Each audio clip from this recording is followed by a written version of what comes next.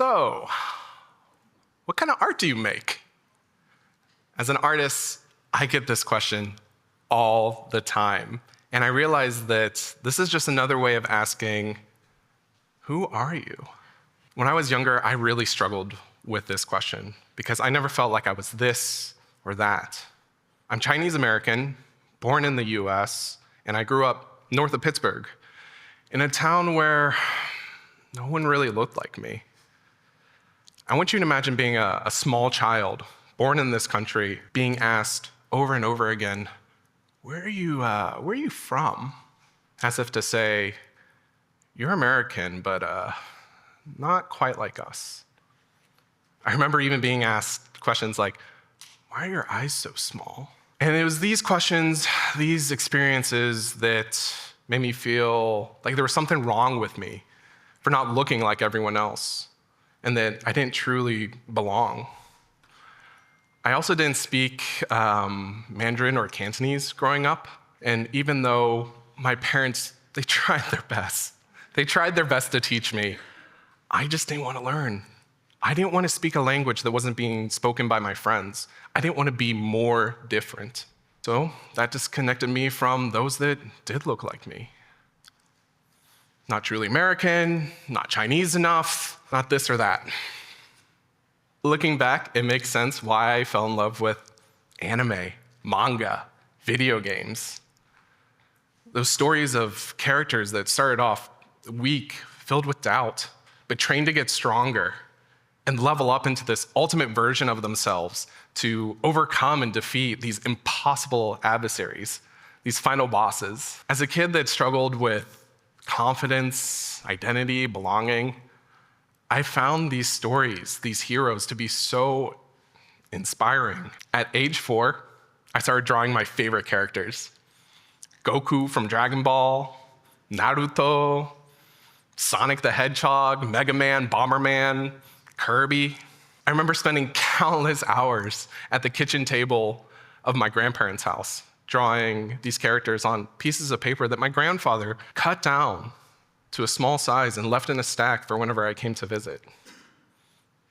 This would be the beginning of everything and lead to 3 cultivations of who I am today. I'll share those at the end.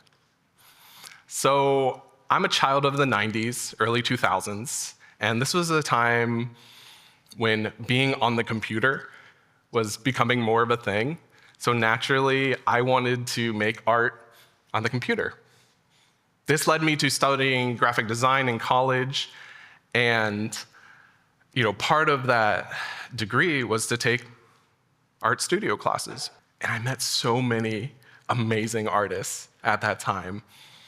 They were just so talented, so skilled. They were so cool. And I wanted to be just like them. I wanted to create art that amazed them as much as they amazed me. And while it was an inspiring and motivating time, I started to compare myself to them. And I started to doubt my own abilities as an artist. And I remember a conversation with my friend Greg. He was my roommate at the time. I was filled with doubt, and I looked at him and I said, what if I'm just not that good at art? Greg looked at me and he said, yeah, you suck at art. We all hate your art. And we all hate going to your art shows. You should just quit. I started laughing immediately because I knew what Greg meant. I knew what he was trying to say. His words helped me see that my thoughts were untrue because my art, it was good. My friends loved my art, but most importantly, I loved my art and I loved sharing it with them. So I kept drawing, I kept creating. Years after college were filled with lots of ups and downs. I graduated, but I couldn't find a job for 2 years. But during those 2 years, I showed my art at art markets, local galleries. I was a sign painter. I taught digital illustration at a small arts center. I even was a gallery attendant at the Andy Warhol Museum. And then I got hired by a design studio in Cleveland. But I was fired from that job not even a year later.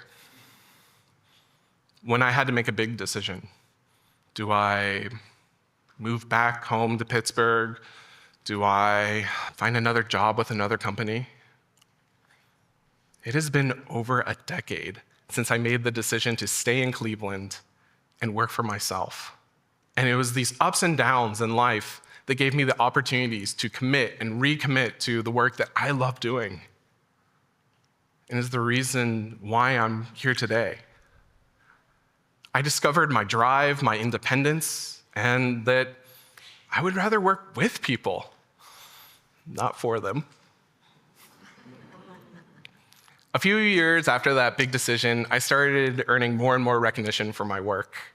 And while my career and confidence were on the rise, I was still left with this gnawing question and insecurity inside. Am I Chinese enough?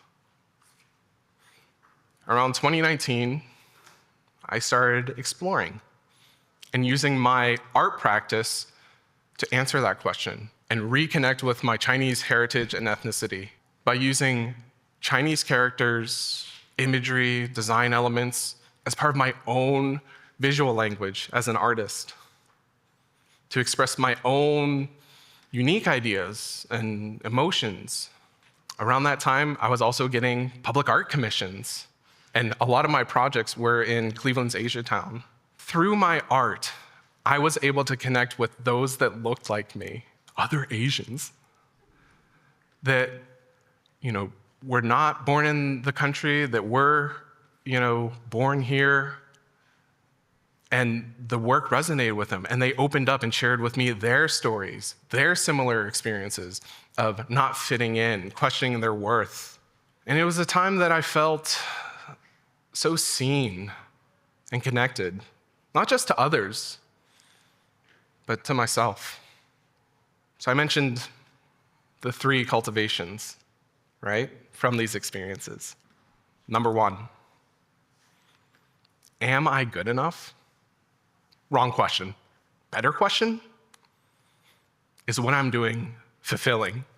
Because good, according to others, that's so tricky. It's always changing. It varies person to person. But you know what you believe to be good to you. That's worth pursuing. That's what fuels the practice. That's what motivates us to work hard to get to a point where we can make something, do something, step back from it and be like, I made that. I did that. This is my compass. This is at the core of everything that I do. And it's because of this, I've been able to create works for big public art projects, museum exhibitions, and even have my work purchased and commissioned by notable collections like Cleveland Public Library, Akron Art Museum, the Children's Museum of Pittsburgh, and even Meta, the parent company of Facebook. Cultivation number 2. Facing hardships, waves of insecurity and doubt, these are opportunities for us to connect with what's inside, what really matters. And these are also chances for us to commit to ourselves and honor ourselves. I could have moved back to Pittsburgh. I could have tried to find another job with another company. And many people would say that that was the right move. That's a safe bet. But I didn't. It didn't feel right to me. And I knew that it wouldn't lead to the work that I ultimately wanted to do and am in love with. And because of that decision, I get to make the art that I'm so passionate about. And I get to be here in front of you all to share my journey. Number 3, the third cultivation. Not being this, not being that, it allowed me to be me. Those feelings of not being truly American, not being Chinese enough, the insecurities, the doubt, that's what had me resonate with the hero's journey found in anime, manga, video games, which led to expressing that fascination and encouragement through drawing, which led to art. And it was my art that brought me back to myself and reconnect with a big part of me, which is being Chinese.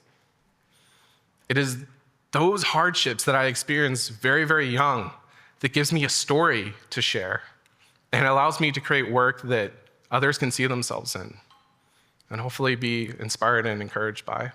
I'll end with another question that I get all the time, which is, where do you get your ideas? And I get my ideas from me. The me that is Chinese and American. The me that still to this day loves anime, manga, video games. The me that is constantly contemplating and looking at things that I think are cool. But most importantly, I am my life unfolding. Growing from all of the decisions, the epiphanies, and experiences. Thank you so much for letting me share with you all.